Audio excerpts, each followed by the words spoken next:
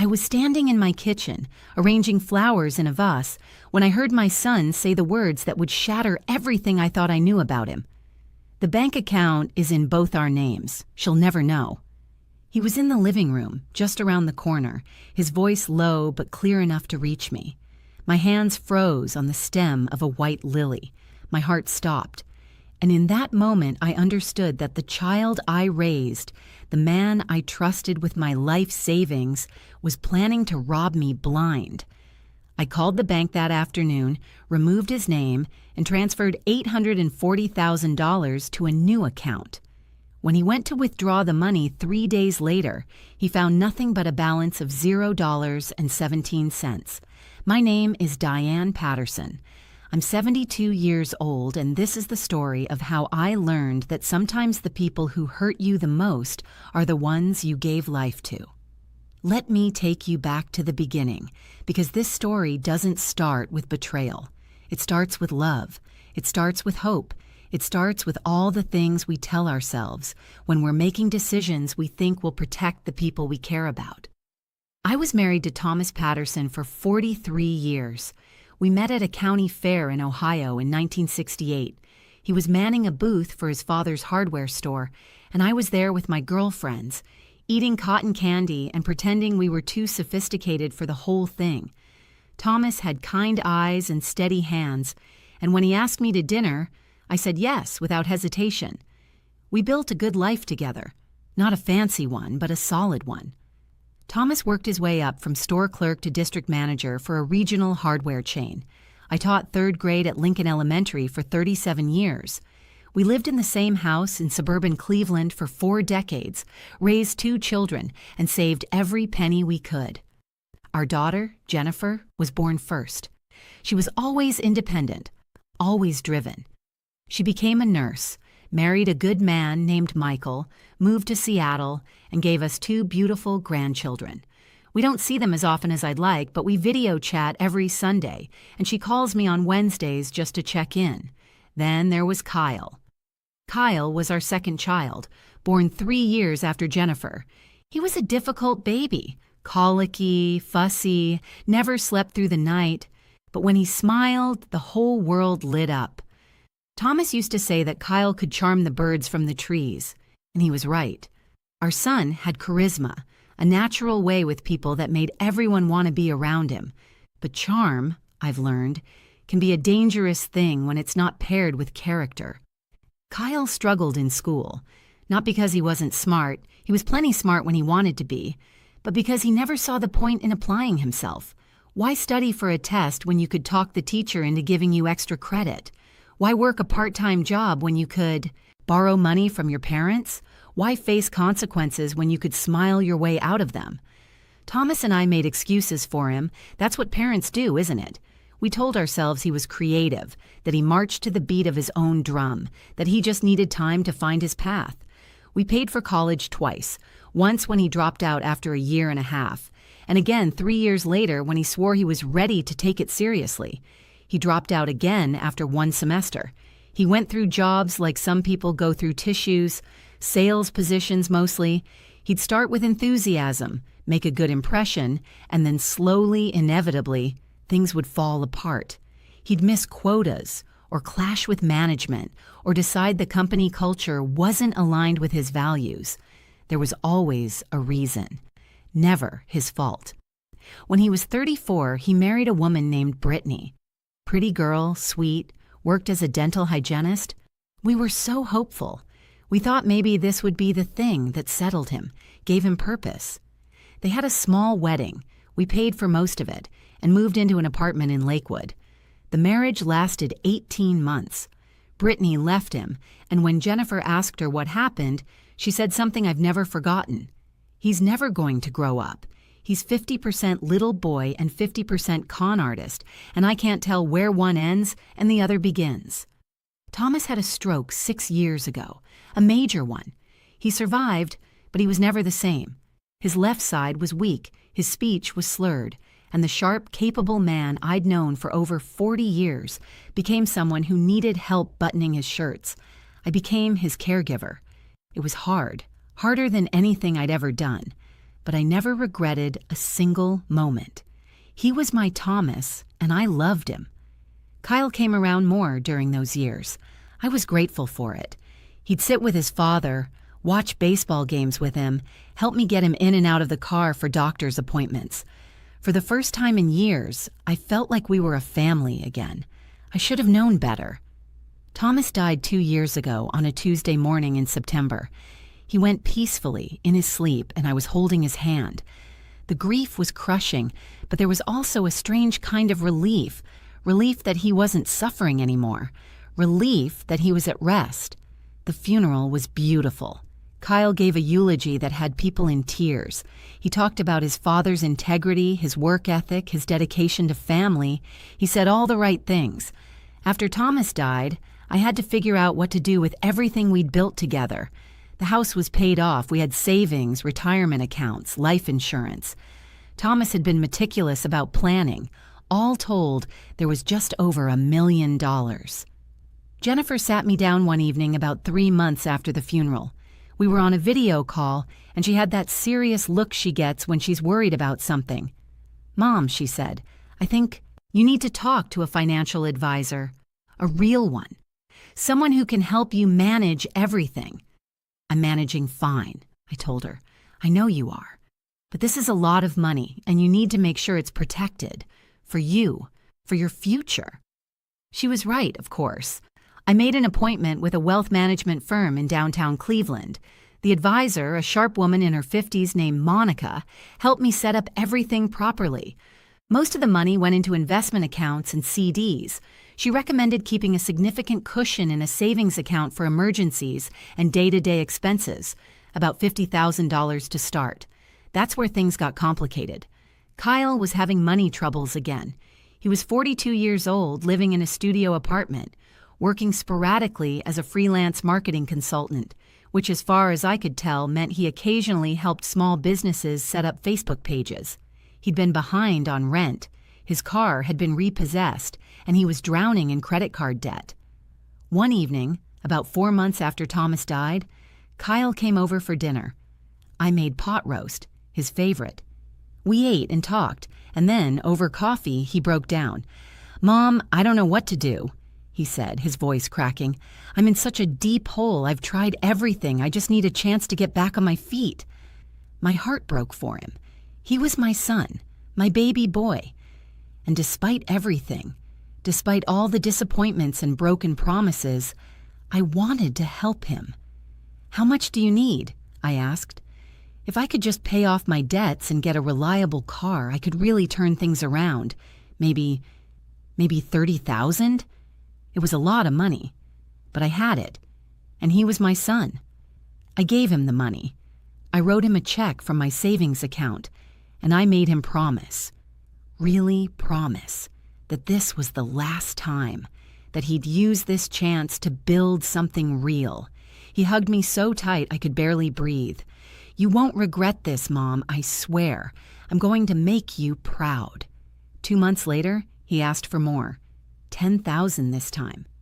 A business opportunity that had come up, something about digital marketing and crypto consulting.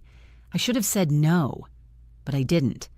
Then it was 5,000 for moving costs when he got evicted from his apartment. Then 8,000 when his business partner cheated him. Then 12,000 for a certification program that would open doors. Jennifer called me after I'd written the 5th check in 8 months. "Mom, you have to stop," she said, her voice tight with frustration. "He's using you. He's my son. I'm your daughter, and I'm telling you, he's using you. This will never end. He'll take everything you have and still ask for more." "It's my money, Jennifer. I can do what I want with it." "It's your future, Mom. It's your security.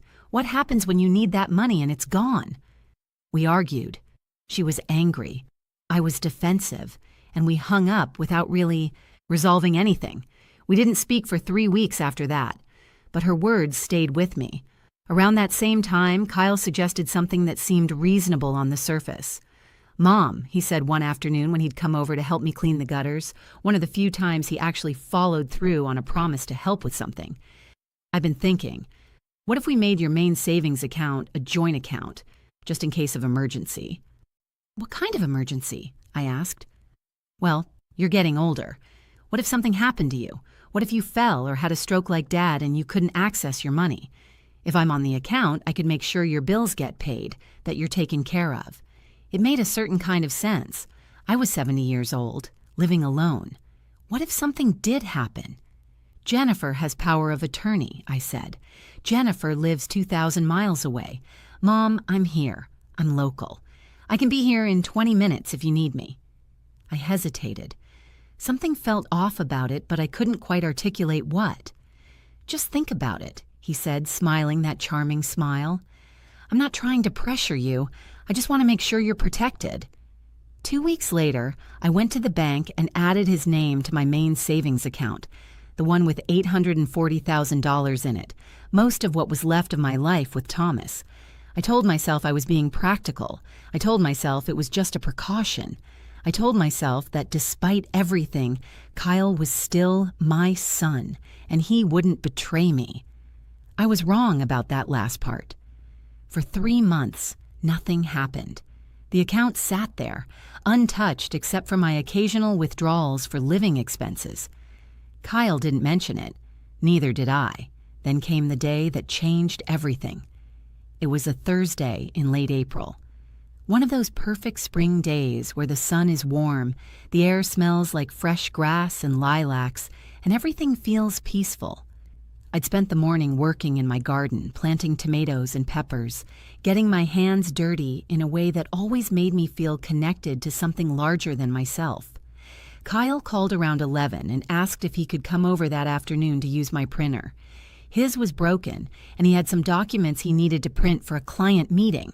I told him, of course, and he arrived around 1:30. He set himself up in the living room with his laptop while I went to the kitchen to make us lunch. I was putting together sandwiches, turkey and Swiss on rye, the way he liked them, when I heard his phone ring. He answered quickly, his voice casual. "Hey man, what's up?" I wasn't trying to eavesdrop. The kitchen and living room in my house are separated by just a half wall, and sound carries. I was slicing tomatoes, and I was listening the way you listen to background noise, not really paying attention, just aware. Then I heard him say something that made my hands stop moving. "Next week," he said. "I'm thinking Wednesday, early like when they first open, smaller crowd." There was a pause while the person on the other end spoke. "No, trust me, it's fine," Kyle continued. "The account is in both our names. She'll never know." My blood went cold. "I'm telling you, she doesn't even check her statements. She's old school, man. Everything just sits there. I'll withdraw about 40, maybe 50,000 to start. Don't want to trigger any flags. Then I'll do another withdrawal in a couple weeks and another after that." I set down the knife. My hand was shaking. "Dude, she's got over 800,000 in there. Even if she notices eventually, what's she gonna do? Call the cops on her own son? It's technically my money too. My name's on the account." He laughed. Actually laughed. "Yeah, I know. I'll give her some story about an investment opportunity or whatever. She'll believe it. She always does." The person on the other end said something else. "With my half, I'm thinking of going in on that property deal you mentioned. Maybe take a trip, I don't know, live a little. She doesn't need all that money anyway. She's just going to sit in that house until she dies and leave it to me and Jennifer anyway. I'm just accelerating the timeline." Another pause. "Yeah, exactly. You get it. She's my mom, I love her, but she's had her life. Now it's my turn. Anyway, I gotta go. She's making me lunch. I'll call you later." He hung up. I stood in my kitchen, holding a half-sliced tomato, and I felt like the floor had opened up beneath me. My chest was tight. My eyes were burning. I couldn't breathe. This was my son, my baby, the child I'd carried, birthed, nursed, raised, protected, sacrificed for. The boy who'd had nightmares and crawled into my bed for comfort, the teenager I'd cheered for at baseball games, the man I'd helped and supported and loved unconditionally for 42 years. And he was planning to rob me. Not just rob me, he was planning to systematically drain my life savings while lying to my face. He was going to steal the security Thomas and I had spent 4 decades building. He was going to take my future, my safety net, my ability to take care of myself in my old age, and he was laughing about it. I stood there for what felt like an eternity, but was probably only 30 seconds. My mind was racing. What should I do? Confront him? Throw him out? Call Jennifer? No, I knew what I needed to do. I took a deep breath, steadied my hands, and finished making the sandwiches. I walked into the living room with a plate in each hand and a smile on my face. "Here you go, honey," I said, my voice remarkably steady. "Turkey and Swiss, just how you like it." He looked up from his laptop and smiled. That same charming smile that had been getting him out of trouble his entire life. "Thanks, Mom. You're the best." We ate lunch together. We talked about nothing. The weather, his latest client, my garden. I asked him about his plans for the week. He told me about a project he was working on, and I nodded and smiled and acted like I didn't want to throw up. When he left an hour later, he hugged me at the door. "Love you, Mom," he said. "Love you too," I replied. I watched him drive away, and then I closed the door, walked to my bedroom, and sat on the edge of my bed. I didn't cry. Not yet. There would be time for tears later. Right now, I needed to think clearly. I looked at the clock. It was 3:15. The bank closed at 5. I picked up my phone and called Jennifer. "Mom," she answered on the second ring, surprise in her voice. We'd been cordial since our argument, but not exactly warm. "Is everything okay?" "No," I said. "It's not. I need to tell you something." I told her everything, the joint account, the phone call, every word I'd overheard. My voice was steady until I got to the part about him laughing, and then it cracked. "That son of a bitch," Jennifer whispered. Then louder, "Mom, you need to go to the bank right now, today, this afternoon. Remove his name and move that money somewhere he can't access it." What if I'm overreacting? What if I misunderstood? "Mom," her voice was firm, "you didn't misunderstand. You know you didn't. And even if you did, which you didn't, do you want to risk it? Do you want to take the chance that he's going to steal almost $1 million from you?" She was right. "Go to the bank," she said. "Do it right now. Call me when it's done."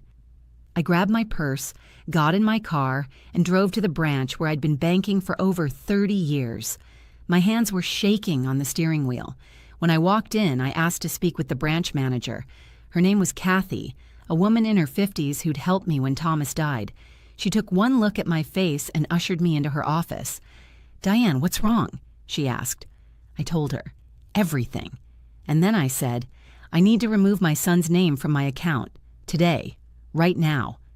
Kathy didn't hesitate. "Absolutely. Let's take care of that immediately." It took about 45 minutes. There were forms to fill out, signatures required, verification questions answered. Kathy walked me through each step with patience and kindness. "I'm also going to recommend," she said carefully, "that you transfer the funds to a completely new account, one that he's never had access to, just to be safe." Can we do that today? We can absolutely do that today. We opened a new savings account, a fresh one, completely separate, with only my name on it.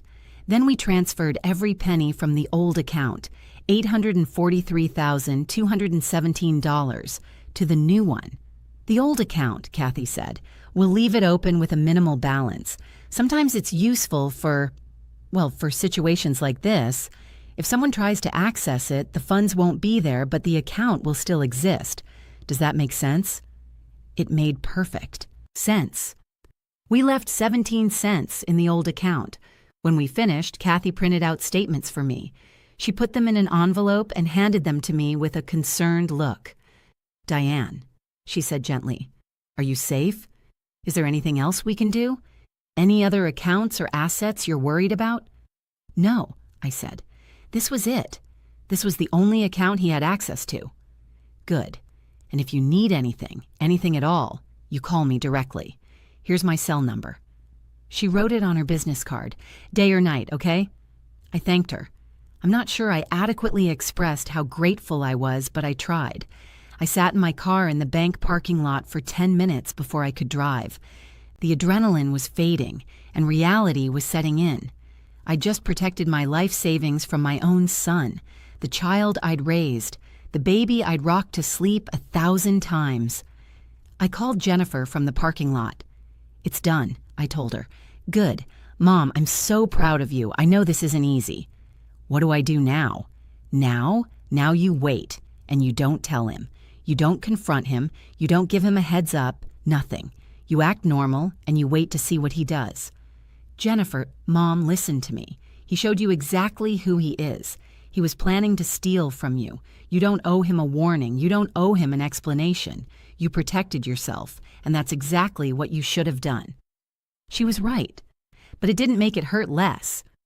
I spent the next 6 days in a state of numb anxiety. Kyle texted me twice, once to thank me again for lunch, once to ask if I wanted to have dinner that weekend. I responded normally, casually, like nothing was wrong. "Can't do dinner this weekend, honey. I've got book club on Saturday and church on Sunday. Maybe next week?" Wednesday morning arrived. According to the conversation I'd overheard, that was the day he'd planned to go to the bank. I didn't sleep Tuesday night. I lay in bed, staring at the ceiling, wondering what would happen. Would he go through with it? Would he call me? Would he show up at my house? Angry? My phone rang at 9:47 Wednesday morning. It was Kyle. I stared at the screen for 3 rings before I answered. "Hi, honey," I said, my voice surprisingly calm. "Mom." His voice was tight, controlled. "I need to talk to you about something. Can I come over?" "Of course. When?" "Now. I'm in my car. I'll be there in 15 minutes. He hung up before I could respond. I sat on my couch and waited. My heart was pounding so hard I thought it might crack a rib. Every minute felt like an hour. When his car pulled into my driveway, I watched through the window. He sat there for a moment before getting out. His movements were stiff, controlled, angry. He didn't knock. He had a key. He let himself in. When he walked into the living room, his face was red. His jaw was clenched. This wasn't my charming son. This was someone else entirely. "Want to explain something?" "To me?" he said, his voice low and dangerous. "Explain what?" I kept my voice level. "The bank account. My name's been removed. The money's gone." "Oh," I said. "Yes, I moved it." "You moved it." He wasn't asking. "You moved $800,000. "I did. Without telling me." "That's right." "Where did you move it?" "That's not your concern." His face went from red to purple. "Not my concern? That's my money." "No," I said quietly. "It's my money. It was always my money. Money that your father and I worked our entire lives to save. My name was on that account, and I removed it, which I had every legal right to do." He took a step toward me. "You had no right." "I had every right." My voice got harder. "It's my account, my money. I added your name as a precaution, and I removed it for the same reason." "What the hell is that supposed to mean?" This was it. The moment. "It means I know what you were planning," I said. The anger on his face flickered, replaced for just a second with something else. Confusion, fear. "What are you talking about?" "I was in the kitchen, making you lunch, turkey and Swiss on rye, your favorite." My voice was shaking now, and I heard you on the phone. His face went pale. "I heard every word, Kyle. The account is in both our names. She'll never know. 40 or 50,000 to start. 800,000 total. She's old school. She'll believe whatever story I tell her. She's had her life. Now it's my turn." He opened his mouth, closed it. For the first time in his life, my charming son had nothing to say. "Were you really going to do it?" I asked, and now I was crying. "Were you really going to steal from me?" "Mom, it wasn't, you don't understand. Then explain it to me. Make me understand how you were going to rob your own mother." "It's not stealing. My name was on the account. Legally, it's as much my money as yours." "No." I stood up. I'm 5'3" and he's over 6 feet tall, but in that moment I felt like I towered over him. No, you know exactly what it is. It's betrayal. It's theft. You were going to take the security your father and I built and spend it on yourself while lying to my face. I needed that money. You didn't need it. You wanted it. There's a difference. I've given you tens of thousands of dollars over the last 2 years. I've bailed you out again and again and again. And it's never enough. It's never going to be enough. Because you're sitting on almost $1 million. You don't need all that money. You're just going to die and leave it to us anyway. The words hung in the air between us. There it was. The truth. Plain and ugly and undeniable. I wasn't his mother. I was a bank account with a pulse. A resource to be exploited. An obstacle between him and the life he thought he deserved. "Get out," I said quietly. "Mom, get out of my house. You're overreacting. We can talk about this." "There's nothing to talk about. You showed me exactly who you are, and I'm done. I'm done making excuses for you. I'm done bailing you out. I'm done sacrificing my security for your convenience. I'm your son." "Then act like it," I screamed. Years of frustration and disappointment and broken promises came pouring out. Act like my son. Act like someone who cares about me as a person and not just as a source of money. Act like the man I raised you to be instead of the con artist you've become. The words seemed to hit him physically. He actually stumbled back a step. "Get out," I said again, quieter now, "and give me your key." "Mom, please. Your key, now." He stared at me for a long moment. Then he reached into his pocket, pulled out his keychain, and removed the house key. He set it on the coffee table. "You're going to regret this," he said, his voice cold. "The only thing I regret is not doing it sooner." He turned and walked out. The door slammed behind him hard enough to rattle the pictures on the wall. I stood in my living room in the house I'd lived in for 40 years, and I collapsed onto the couch. The sobs came then, huge wrenching things that shook my whole body. I cried for the son I thought I had. I cried for the mother I'd tried to be. I cried for 42 years of loving someone who saw me as nothing more than an ATM with a heartbeat. But underneath the grief, there was something else, something harder and clearer. Relief. I'd protected myself. I'd drawn a line. And for the first time in years, I'd put my own well-being first. Kyle tried calling me 17 times over the next 3 days. I didn't answer. He sent text messages, angry ones, then apologetic ones, then manipulative ones about how I was destroying our relationship and breaking his heart. I didn't respond. Jennifer called every day. She was furious with him, proud of me, and worried about both of us. "How are you doing, Mom?" she asked on Saturday. "I'm okay," I said. And surprisingly, it was true. "It hurts, but I'm okay." "Good, you did the right thing." "Did I?" "Absolutely, 100%, without question." A week after the confrontation, Kyle sent a long email. It was a masterpiece of manipulation, apologies mixed with justifications, admissions of wrongdoing paired with explanations of how difficult his life had been, acknowledgments that he'd made mistakes combined with subtle implications that I'd failed him as a mother. I read it once. Then I deleted it. I changed my locks. I updated my will to ensure that my assets would be distributed clearly and fairly. 50% to Jennifer, 50% to Kyle, but nothing early. Nothing upon demand, and nothing without ironclad legal protections. I called Monica, my financial advisor, and told her everything. She helped me put additional safeguards in place, ensuring that no one could access my accounts or change my beneficiaries without multiple layers of verification. I joined a support group for people dealing with financial abuse from family members. I learned that my story was far from unique. There were dozens of us, mostly older women, mostly victimized by sons or daughters or grandchildren. We shared our experiences, our pain, our strategies for protecting ourselves. It helped, not because misery loves company, but because I realized I wasn't alone. I wasn't crazy. I wasn't a bad mother. I was someone who'd been taken advantage of by someone who should have protected me. It's been 9 months now since that day. Kyle and I have had minimal contact. He sent a card on my birthday, generic, impersonal. I sent a thank you text. That's the extent of our relationship. Jennifer and her family came to visit last month. We spent a wonderful week together. My grandchildren helped me in the garden. We made cookies. We went to the zoo. It was healing. One evening, after the kids were in bed, Jennifer and I sat on the back porch with glasses of wine. "Do you miss him?" she asked quietly. "Every day," I admitted. "But I don't miss what he was doing to me. Does that make sense?" "Perfect sense. I keep thinking about when he was little.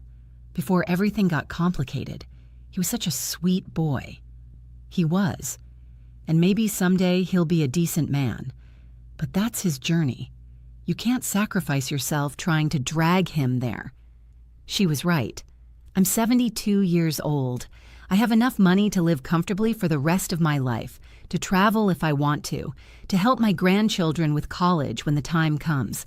I have my health, my independence, and my dignity. I protected myself. I drew boundaries. I chose my own well-being over someone else's entitlement. And if that makes me a bad mother, then I'll accept that label. Because being a good mother doesn't mean letting yourself be destroyed. It took me 7 decades to learn that lesson. But better late than never. My name is Diane Patterson. I'm a retired teacher, a widow, a mother, and a grandmother. And I'm the woman who heard her son planning to rob her blind and who had the strength to stop him. That phone call changed everything, but it also saved everything. And I don't regret it for 1 single second.